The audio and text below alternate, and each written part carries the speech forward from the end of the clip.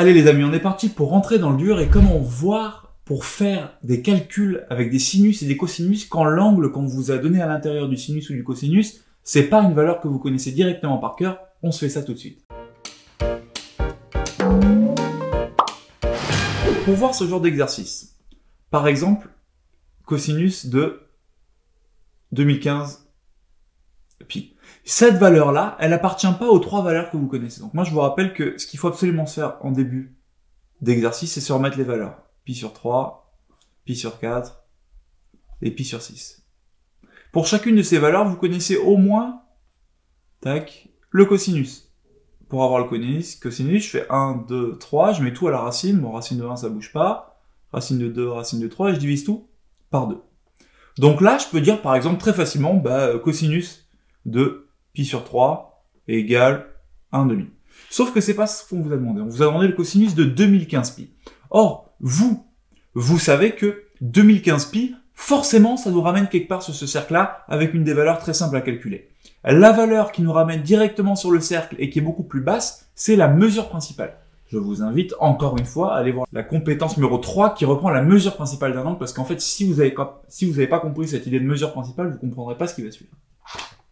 Donc nous, ce qu'on va faire, c'est qu'on va d'abord trouver la mesure principale de 2015 pi, c'est-à-dire on va se demander quelle est la valeur qui est comprise entre moins pi et pi qui correspond à 2015 pi. Pour faire ça, on va dire 2015 pi, c'est un certain nombre de fois de pi plus un reste. Ce qui va nous intéresser, la mesure principale de 2015 pi, c'est ce petit reste-là. C'est ce petit reste-là qu'on va mettre sur le cercle et qui va nous permettre de trouver la valeur. Donc 2015 pi, moi je remarque que c'est quasiment pair 2015. 2015 c'est 2 fois 1007, donc je sais que je vais avoir 2 fois 1007 pi, et qui va me rester, du coup, 2 fois 1007 ça fait 2014, 2014 plus 1, 2015, donc il va me rester pi. Donc je sais que la mesure principale de ça c'est pi. Donc je peux écrire directement que le cosinus de 2015 pi, c'est la même chose que le cosinus de ma mesure principale, c'est-à-dire pi. Or, le cosinus de pi, c'est facile à savoir. Pi, c'est ce point-là. Le cosinus de ce point-là, c'est dans ce repère ici.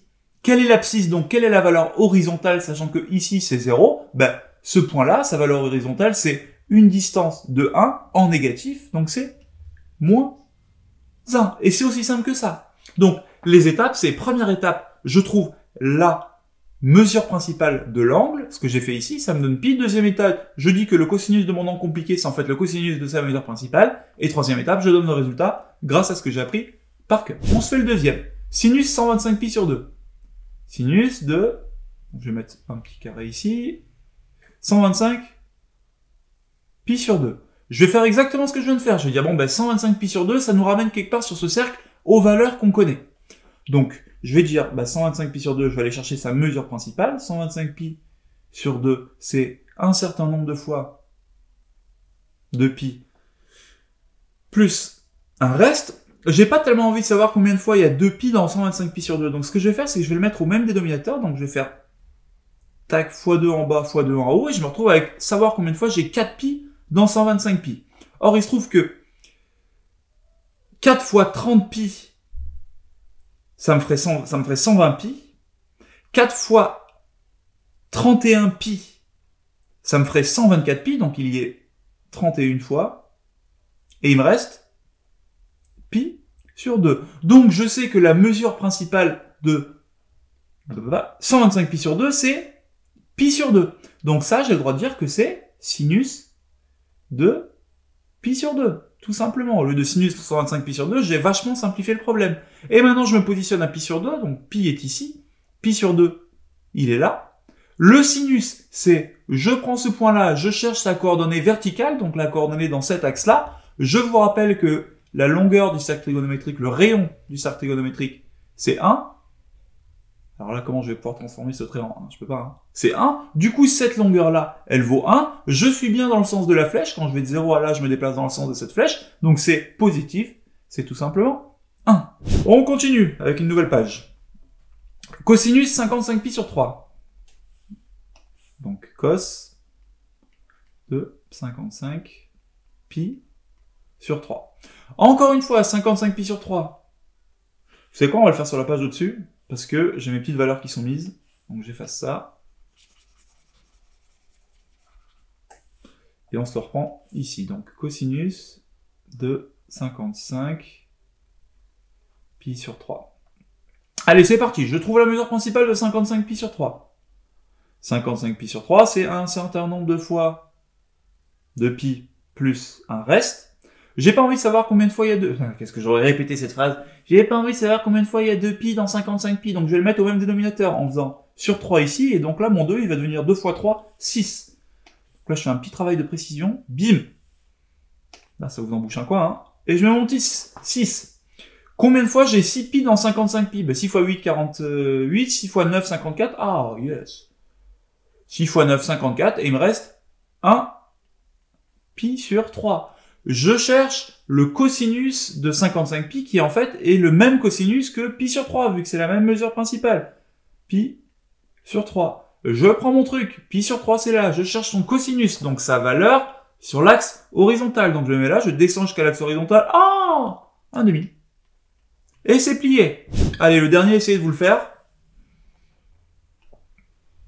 Donc c'est sinus de moins 95 pi sur 4. Mesure principale, moins 95 pi sur 4.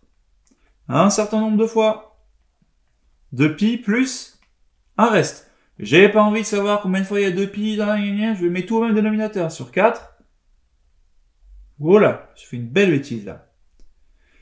Si je le mets sur 4, ça veut dire que ici je me retrouve avec 8. Combien de fois j'ai 8 pi dans 95? Ben, 10 fois 8, ça me fait 80. 11 fois 8, 88. 12 fois 8, 96. Donc, il y est moins 12. Donc, moins 12 fois 8, ça me fait moins 96. Donc, il faut que je rajoute plus. C'est déjà rajouté. Pi sur 4. Parce que moins 96 plus pi sur 4, ça me fait moins 95 pi sur 4. Donc, mon angle, c'est pi sur 4. Donc, je peux dire que ça, c'est le même sinus que pi sur 4. Et ça, le sinus de pi sur 4, je me mets là, je cherche sa valeur verticale. Ah, je l'ai pas noté. Bon, bah alors on se fait toutes les valeurs verticales. On reprend nos traits, on les met jusque là et on recommence. 1, 2, 3, je mets tout à la racine et je divise par 2. Du coup, pour pi sur 4, son sinus, c'est-à-dire sa valeur verticale, c'est racine de 2 sur 2. Racine de 2 sur 2. Et c'est aussi simple que ça. C'est pas si simple, mais c'est simple. C'est-à-dire qu'il faut bien connaître la capacité à donner la mesure principale d'un angle et les trois valeurs, 0, 1, 2, racine, racine, racine, et ainsi de suite, et ainsi de suite. Ça tombe bien, on vous a mis plein d'exercices en dessous, une fiche en début de chapitre. Tous les exos sont là, ils sont prêts, ils attendent que vous. À vous de jouer. Vous êtes des champions.